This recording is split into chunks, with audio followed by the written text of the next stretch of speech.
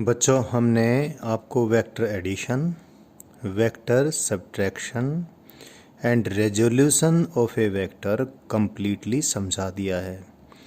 कितने भी वेक्टर्स आप ऐड कर लो, आपको अब कोई परेशानी नहीं होनी है। बहुत ज़्यादा वेक्टर अगर ऐड करने हैं तो एक बहुत बेहतरीन तरीका है जो हमने अभी सीखा है। क्या? जितने भी वेक्टर हैं सब के रेक्टेंगुलर कंपोनेंट बना दो। सारे वेक्टर्स के x कंपोनेंट ऐड कर दो तो रिजल्टेंट का x कंपोनेंट आ जाएगा। सारे वेक्टर्स के y कंपोनेंट ऐड कर दो, रिजल्टेंट का y कंपोनेंट आ जाएगा। सारे वेक्टर के z कंपोनेंट्स बनाकर ऐड कर दो, रिजल्टेंट का z कंपोनेंट आ जाएगा। तो एडिशन सीख लिया है आपने। सब्ट्रैक्शन और एडिशन में कोई डिफरेंस है ही नहीं, इतना ही डिफरेंस है किसी नेगेटिव वेक्टर को ऐड करते हैं तो सब्ट्रैक्शन हो जाता है। और रेजोल्यूशन बहुत बढ़िया, बहुत बेहतरीन चीज़ है। वेक्टर को रिजोल्व करना भी हमने सीख लिया है। और रेक्टेंगुलर कंपोनेंट्स तो बहुत ही बेहतर होते हैं, उनके ज़रिए वेक्टर्स का इफ़ेक्ट पता चलता है किसी गिवन डायरेक्शन में। तो ये सारा कुछ हो गया है। और तो अब मैं आगे आपको लर्न करवाऊँ उससे पहले मुझे पता चला, जैसे मैंने पिछली वीडियोस आपको दी, मैंने एक वर्ड यूज़ किया था, एक बात यूज़ की थी, not word, sine law of a triangle. इसको यूज़ करके मैंने लेमिज थ्योरम आपको सिखाई थी। और कोसाइन लॉ भी मैंने सोचा था कि आपने लर्न कर लिया होगा, प्रोजेक्शन फार्मूले भी आपने लर्न कर लिए होंगे, लेकिन मुझे पता चला कि मैथमेटिकल टूल्स में आपने ये नहीं सीखे हैं। तो क्योंकि ये यूज होने पहले मैं सिखा देता हूँ। Sine law of a triangle, cosine law of a triangle, projection फार्मूले अभी लर्न कर लेते हैं। हमने क्या बनाई, एक ट्रायंगल बना दी, ए बी सी एक ट्रायंगल बनाई है। ट्रायंगल ए बी सी का जो ट्रायंगल के तीनों कॉर्नर्स को हम कैपिटल लेटर से डिनोट करते हैं। और ये मैंने बताया था कि जो कॉर्नर ए है, इस एंगल को भी हम एंगल ए बोलते हैं। ये कॉर्नर बी है तो इस एंगल को भी एंगल बी बोलते हैं। ये कॉर्नर सी है तो इस एंगल को भी एंगल सी बोलते हैं। एंगल ए के जो सामने वाली साइड है ट्रायंगल की, उसको यूजुअली स्मॉल ए, लोअर केस ए से रिप्रेजेंट करते हैं। इसके सामने वाले को बी से, इसके सामने वाले को सी से। तो पहले हम करते हैं साइन लॉ, बहुत आसान है, अभी आपको पता चल जाएगा। ए से हम इस बी सी साइड के ऊपर परपेंडिकुलर ड्रॉप कर दें। सपोज ये परपेंडिकुलर एच है, ठीक है। अब देखो, इस एच को हम डिवाइड करें किससे, ए बी से। एच को हमने डिवाइड कर दिया किससे, ए बी से। इतनी ट्रिग्नोमेट्री आप सीख ही चुके हैं, परपेंडिकुलर डिवाइड बाय हाइपोटेन्यूज। तो so this is sine of which angle, sine of this angle, and this angle is angle B. So H is equal to AB. What is AB? AB is see this AB AB को हमने क्या लिखा है, C लिखा है। तो H is equal to C sin B। AB को मैंने C से रिप्लेस कर दिया। Similarly H divide by this side, ये साइड क्या है, B है। इसको AC लिखने के बजाय मैंने डायरेक्टली B लिख दिया, बराबर है क्या, साइन C। तो H कितना आया, H is equal to B sine C। H की ये वैल्यू और H की ये वैल्यू हमने इक्वेट कर दी, क्या है हमारे पास, C साइन B बराबर है B साइन C। तो क्या आ गया भाई, इसको यहाँ ले आए, इसको यहाँ ले आए, C divide by sine C is equal to B divide by sine B। और परपेंडिकुलर अगर A से BC पे डालने के बजाय B से अगर AC पे डाल देते तो ये चीज़ भी आ जाती है हमारी, क्या, is equal to A divide by sine A।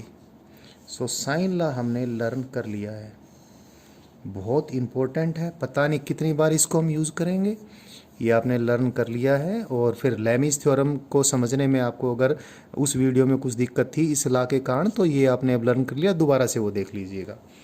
अभी मैं आपको लर्न करवाऊंगा, कोसाइन लॉ लर्न करवा देता हूँ। कोसाइन लॉ,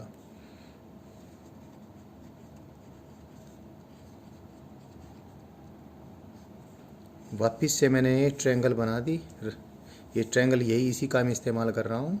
इस ट्रायंगल में देखिए ज़रा, ये ए बी क्या है, ये सी स्क्वायर, डायरेक्ट आपको देख लीजिए, ए बी का स्क्वायर किया यानी सी स्क्वायर किया, सी स्क्वायर इज इक्वल टू, मैं पाइथागोरस थ्योरम लगाऊं, एच स्क्वायर प्लस ये बी ए स्क्वायर, ये वाला बी ए नहीं, मैं क्या करूँ, इस ये पार्ट को सपोज मैं x1 कह देता हूँ, इसको मैं x2 कह देता हूँ। So H square C square is equal to H square plus x1 square, ऐसे लिख दिया मैं। सो सी, ये छोटा सी है, मेरे से गलती से बड़ा लिखा गया ये, H square plus x1 square. x1 देखें, x1 क्या है, x1 है बी सी माइनस x2, और बी सी क्या है, बी सी तो ये a है, ये तो a है ना, a एंगल a के सामने वाली साइड, तो x1 is basically a minus x2 का, ये इतना है, तो क्योंकि x1 का स्क्वायर करना है तो a माइनस x2 का होल स्क्वायर कर दिया, तो c square is equal to h square, इसको स्क्वायर को हमने खोल लिया, it is a square plus x2 square minus 2 into a into x2, तो c square is equal to h square plus x2 से स्क्वायर हमने इकट्ठे कर दिए, h square plus x2 square plus a square minus 2 into a into x2, c square कितना आया, c square आ गया। अब दोबारा से पाइथागोरस थ्योरम लगाएं, h square plus x2 square is b square, so this is what, this is b square plus a square minus 2 into a into x2 को देख लें। अभी ये जो x2 ना, ये इस राइट एंगल ट्रायंगल को देखें ज़रा इसमें, what is x2 divide by b, x2 divide by b is, you can see it is cos c,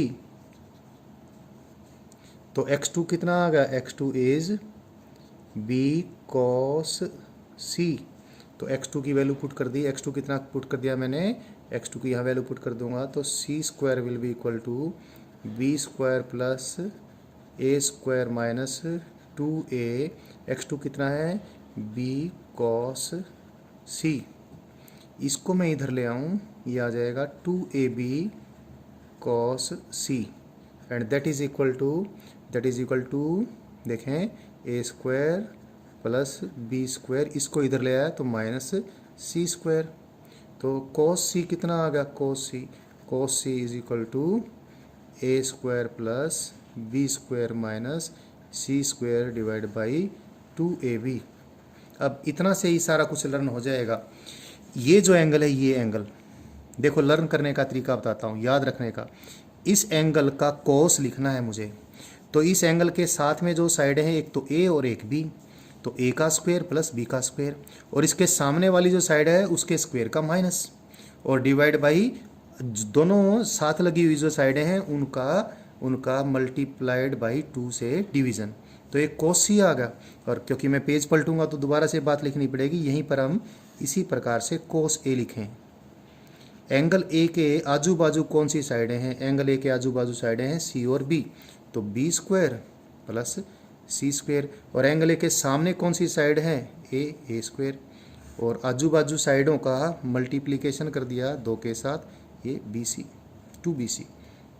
similarly cos b, angle B को देख लीजिए, एंगल बी है, इसके आजू बाजू वाली साइडें कौन सी है, ए है और सी है, तो ए स्क्वायर प्लस सी स्क्वायर, सामने वाली बी के सामने वाली कौन सी साइड होती है, बी, तो minus B square divide by 2ac।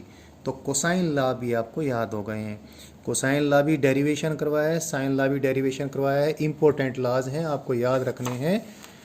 अभी लास्ट प्रोजेक्शन फार्मूले बचते हैं, वो अभी हो जाते हैं।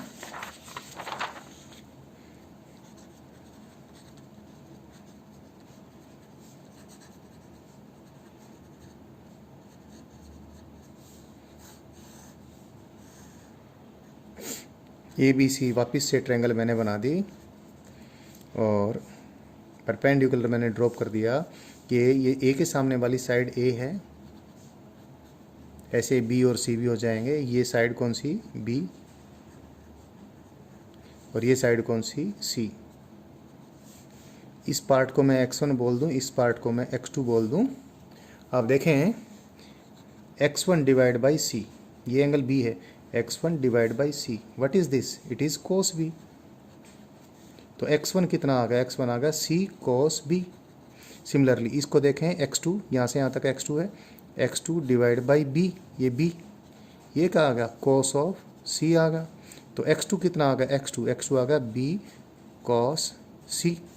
और x1 प्लस x2 अब ऐड कर दें, x1 प्लस x2 कितना है, x1 प्लस x2 आ गया c cos b plus b cos C. But x1 plus x2 क्या है, तो a है, so a is equal to c cos b plus b cos C. ये प्रोजेक्शन फार्मूला है, यानी C जो C साइड है इसका यहाँ पर प्रोजेक्शन कितना होगा, प्रोजेक्शन को मैंने पीछे परछाई तो बताया था, C का प्रोजेक्शन इस पे x1 होगा और B का प्रोजेक्शन इस पे x2 होगा, और x1 और x2 जोड़ देंगे तो A आ जाएगा। तो ये याद होगा। इसी प्रकार से आप क्या लिख दें, B लिख दें, सेम इसी तरीके से। देखो यहाँ पर A लिखा है तो इस साइड में A नहीं है, यहाँ पर B लिखा है तो यहाँ पर B नहीं होगा, B छोड़ देंगे तो क्या आ जाएगा, A आ जाएगा और C आ जाएगा। A के साथ कोस C और C के साथ कोस A। ऐसे ही C इक्वल टू, या ये तो करवा डेरिवेशन करवा दिया, ये बाकी डेरिवेशन अपने आप कर लेना, याद करने का तरीका बता रहा हूँ। C इधर है, इस साइड में क्या आएगा, इस साइड में A और B आएगा, इधर A था तो C और B आया था, इधर B था तो A और C आया था, C है तो इधर A और इधर क्या आएगा, A और B आएगा। तो A cos B plus B cos A। तो ये प्रोजेक्शन फॉर्मूले हमारे बन गए हैं। तो तीनों प्रोजेक्शन फार्मूले, साइन लॉ और कोसाइन लॉज मैंने आपको बता दिए हैं, और ये यूज़ होंगे तो हम इनको यूज़ कर लेंगे।